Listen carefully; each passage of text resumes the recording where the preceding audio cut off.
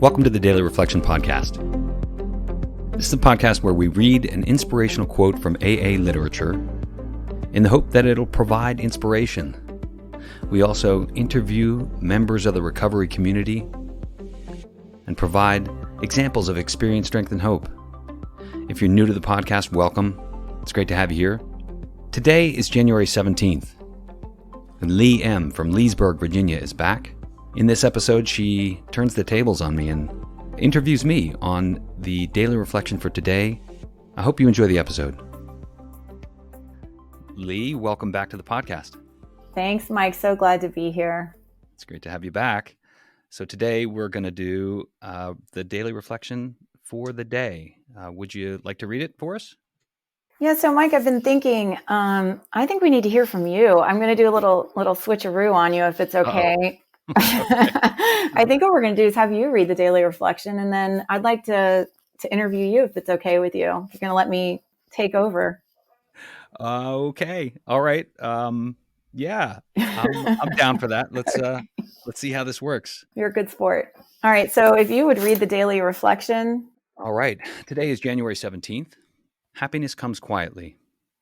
The trouble with us alcoholics was this. We demanded that the world give us happiness and peace of mind in just the particular order we wanted to get it, by the alcohol route. And we weren't successful. But when we take time to find out some of the spiritual laws and familiarize ourselves with them and put them into practice, then we do get happiness and peace of mind. There seem to be some rules that we have to follow, but happiness and peace of mind are always here, open and free to anyone. That's from Dr. Bob and the Good Old-Timers, page 308. The simplicity of the AA program teaches me that happiness isn't something I can demand. It comes upon me quietly while I serve others. In offering my hand to the newcomer or to someone who has relapsed, I find that my own sobriety has been recharged with indescribable gratitude and happiness. I read these daily reflections, and I've become intimately familiar with so many of them. And it's almost like it's divinely inspired. When I read them, I automatically connect to some piece of it. And for this one, happiness it comes quietly and slowly, and it demands patience, right? Yeah. So what this means to me is the thing that really jumped out at me as I was reading it. I almost got a little choked up there, is that it's not something I can demand. And as an alcoholic, I demand things. Like I want things when I want them, and I want more of them. Anything that gives me, anything close to happiness, not joy. Joy and happiness are two different things. I'm curious for you, what's the difference between joy and happiness? I just learned this, and it was described to me as, happiness is this temporary state we achieve from time to time because of, the temporary things that are happening in our life. But joy is more permanent. That's great. It's like I almost hear you saying joy is sort of a state of being as opposed to happiness, which is a fleeting feeling. Yeah, that's a great way to describe it. Yeah. So how have you, because I think all of us alcoholics chase that happiness feeling, right? We don't like discomfort. We're going to drink over it. We're going to feel happy. So as a sober alcoholic, as you catch yourself chasing that happiness from time to time, because you just said, I still feel that way, what's the course of action? I am a workaholic, and those things, they give me that temporary low-level form of happiness, and I have to catch myself. And a great tool for that is the 10th step. Am I being selfish in this pursuit of happiness? Am I thinking of no one else but myself? And I have to catch myself. I use the 10th step app. I'm not sure if you're familiar with that, but it's a great tool. You open this little app and it runs you through a series of questions, and it's so revealing to continually ask yourself these very same questions every day. And at the end of it, you get this little percentage. How well am I implementing the principles? How well am I practicing this program? And so often it's 40%. And I got to look at that, look at my behaviors, and do I need to make some adjustments? Do I need to make an apology? And that's the program. That is the program. Exactly. I think what you're talking about is a day by day implementation of what this program teaches us to do. So it is progress not perfection. Spot on. I love that I saying. love Yeah. that. And I love the fact that we're never done, right? I mean, we always get to work on ourselves. And I heard you say in so many words, I have an awareness today of the difference between happiness and joy. Yeah. Yeah. I didn't realize I even said it, but I believe that. I do. Yeah. So I feel like the program has given me this perspective, and, it's a beautiful thing to be able to have this new level of awareness around, not only how am I behaving, but how am I impacting the world and others, right? Yeah, it's huge. It's the juice, as we've said. Love that. That's where it is. Yeah. So, how are you using your sponsor in this journey or in this piece of the journey? So the acknowledgement of what am I chasing here? Oof. That's a tough one because, I just had this conversation with my sponsor, and, he's going to listen to this. um, I have to be honest, I don't call my sponsor enough. I mean, it's down to once every 2 weeks or even less. And, I think that's largely because, we travel in different sobriety networks, in different recovery networks. He's got a strong program and goes to a lot of meetings that I don't go to. But I do try and call him on a regular basis. And, I guess to answer your question about how am I using my sponsor, he is a phenomenal sounding board, and he is very different in terms of his personality. And I want to grow in the direction that he exists. I wrote about him in that article I just put on the website. That was an incredible story that you posted. Thank you so much for sharing Oh, that. thanks. And thank you for your honesty about your level of communication with your sponsor right now. And I think that's normal. I think we go in phases with communication with our sponsors and also even with our network. Like certain people step up and take center stage sometimes in our lives more than others. At least I found that to be true for me. I talk to my sponsor 2 or 3 times a week some weeks, and then I may go several weeks without talking to her at Yeah. all. But you do have a network and you're very active in meetings. So how does your network of men play into your day-to-day joy versus happiness seeking? Yeah, I'm so glad you asked me that, because really my network is my surrogate sponsor, and I have a really strong network of men that I kind of travel with. We go to the same meetings, and, Louis, who appeared on this, he was on the first episode. I kind of, I mean, I don't call him my sponsor, but he's the closest thing to a co-sponsor that I have, and he's got a huge part in my recovery. We talk probably more. Yeah, I'm going to say we talk more than I talk with my sponsor. But, how does my network and those how do those folks play a part um, in that happiness chase, I guess?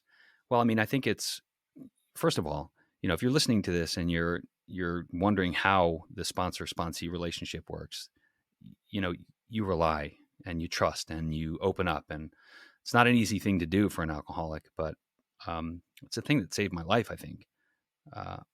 So when I have situations that, I don't quite know how to deal with, I'll pass them by this network, and, I'll typically I'll call Gene, or, I'll leave a voicemail, and then my next call is to Louis or one of the other men in my network. And I was told early on you should have at least 5 numbers in your phone of people who you're comfortable with calling, and you're not going to be comfortable right out of the gate, right? It's not something that a lot of alcoholics can do easily, but when you practice that, when you practice opening up and reaching out to others, and, what happens is they become sort of a surrogate morality or surrogate brain. And, I get the best advice from these men because they're also practicing the program, and they have a slightly different perspective on things. They have different family situations, and, it's wow. I mean, these are the things that people that are on the outside of the program of recovery, that I think, man, get in it, do these things, because these are the nuggets. This is, like you said, the juice. I mean, my life is so good because of these things. my sponsor still tells me I'm in early sobriety, even though I just celebrated 9 years. So compared to her, I'll never be as old as she is in sobriety. So we're always learning. But in early recovery, what would you tell to a newcomer with regard to doing a program? Number one is the contact. Connections are so valuable, so important. You can't do this on your own. You can't do it without a higher power that's of your own choosing, your own your own decision about what your higher power looks like. But the whole reason that I was in the shape that I was in was because I was trying to do everything on my own. And what AA and the program of recovery gave me was connection to other people. The opposite of addiction is connection, right? And uh, so I guess the advice I would have is get used to picking up the phone. And here's a little trick: if you struggle with that, stop thinking about it and just do it. And I used to run these things, the conversation in my head. I would say, I'm going to pick up the phone and call this guy. And it's going to be so weird. And he's going to say this, and I'm going to say that, and I'm going to feel weird, and I'm going to think about it, and I'm going to pause, and I'm not going to know what to say. And all these little stories ran around in my head. And, the truth of the matter is that they want to hear from you. The other person on the other end of the line wants to hear from you, because it's when you call them, you might think you're only asking for help, but you're actually giving help too, because I'll put it on me. When I get a call from a sponsee or somebody that's in early recovery, and they say, maybe what's on their mind or something, it forces me to look at my program and look at my experience and share that. And that is helpful for me. It's almost like I'm being progressively immersed in the program over and over and over again, and it works into my mind. And that's how I think that's how the program has really taken hold of me. And the other thing is, like, this constant overthinking. I'm guilty of it for sure. But what happens is it's a thought loop, and thinking is the problem with most alcoholics. I think about it, and the thought creates more thoughts, and the more thoughts I have, the less action I'm taking. So stop thinking so much and just pick up the phone and call. And here's a little tip about what to say. Say, how are you? Just pick up the phone and say, how are you doing? And the conversation will go from there. That's lovely advice. I have a friend in the program that says, don't think about it, just count it down. So she says, 4, 3, 2, 1, call. I love And it. she just calls and doesn't think about it. I've used it. It works. That's great. Mike, what in this reading, it said that happiness comes slowly, but it's always here, open and free to anyone. In what ways happiness and peace of mind is what it said, happiness and peace of mind. Tell us today, how is happiness and peace of mind showing up in your life, and how has your life changed as a result of the work and the stepping out of your comfort zone that you've done for the past bunch of years? Well, the first thing I want to say is that what came to mind when I read that is that happiness and peace of mind is always there. I believe that inside of us, there's a seed, and that is the seed of the tree that we were meant to be, and that's our true essence. And I believe that my higher power wants me to be happy, joyous, and free.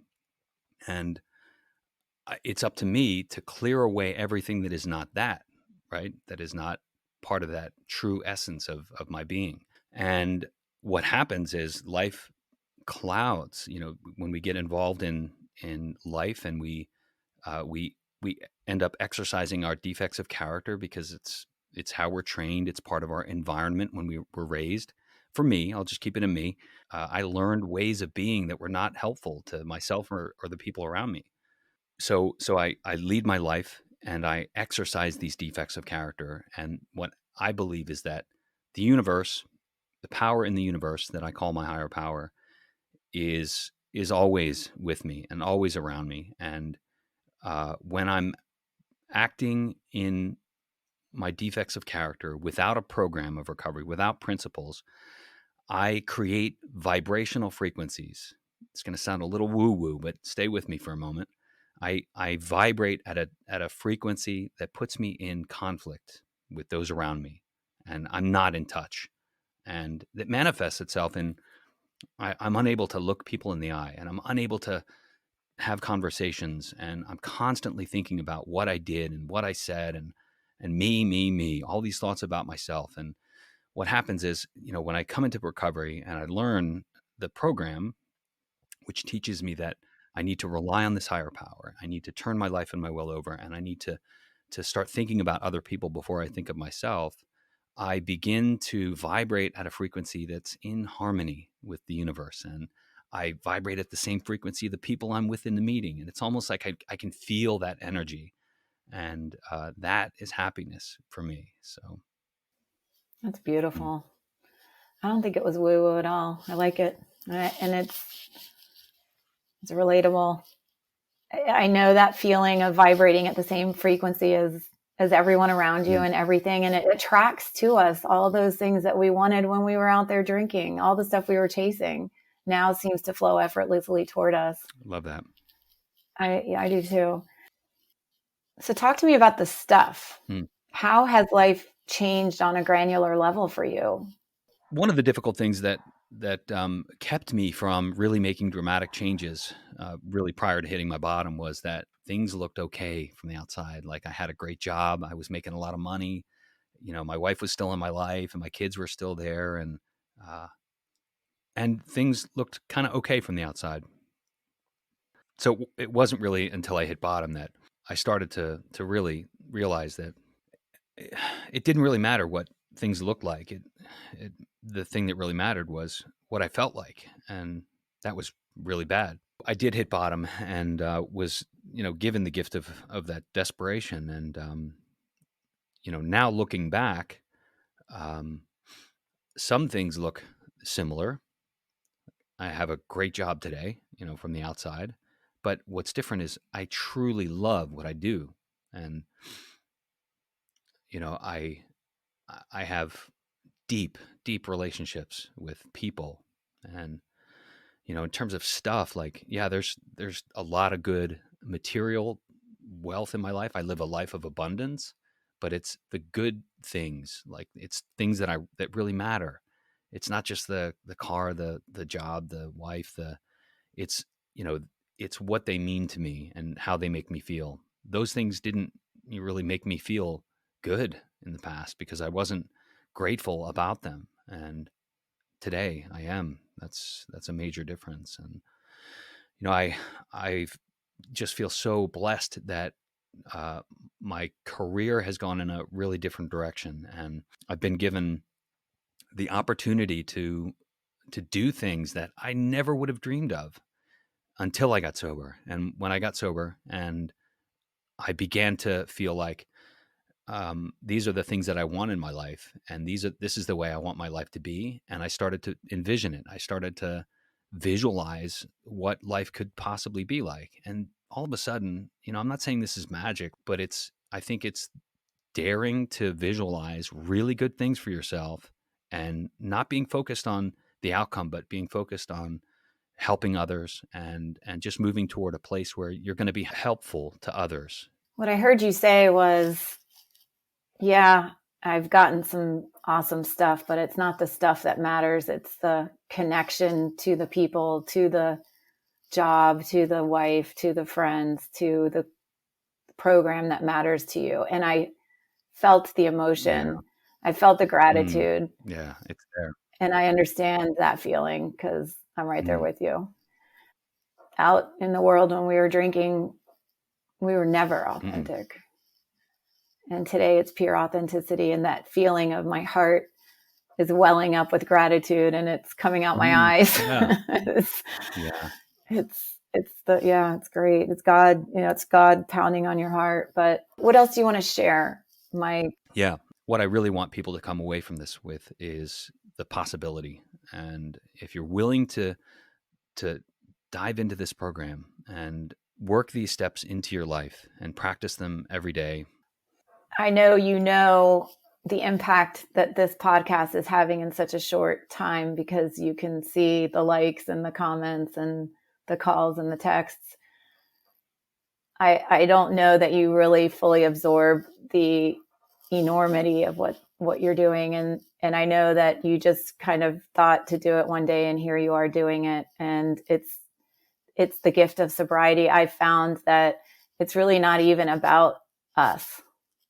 We're not sober to have the stuff or the happiness or any of the stuff. We're sober to help others. And you're doing that, and you're doing it on a massive scale. And I just want to tell you, for myself, but I know on behalf of everyone listening, that we are grateful to you. I'm so grateful. Thank you. Grateful to be able to do it. And thank you for saying that. But I'll turn it right back on you, Lee. You've been amazingly helpful to me. And, I said this earlier today. I really believe that it's divine. Like when you make a commitment, when you set your mind to something, the universe conspires to help you put it together. And I believe that that's absolutely what's happening. I believe it too. And I think the universe is just an ever expanding, growth producing, life producing place. And it will do anything it can to help us help others live and grow and give back. And thank you for allowing me to be of service here with you. And it's so much fun. Awesome. Well, thanks very much, Lee. Thanks, Mike. Thanks for listening. You can join us online. We've got a blog where we publish articles about recovery. You can find that at blog.dailyreflectionpodcast.com.